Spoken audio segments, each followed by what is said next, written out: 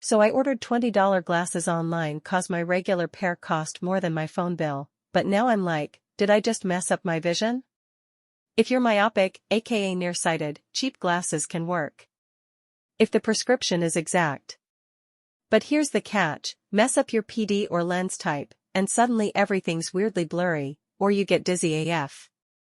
Online glasses are only as good as the info you put in. No eye doctor is checking it. You gotta know your PD, lens material, and what your script actually means. This ain't plug and play. Cheap frames? Fine. Budget lenses? Okay. But don't skimp on accuracy. One wrong decimal and your eyes do the cha-cha with a migraine.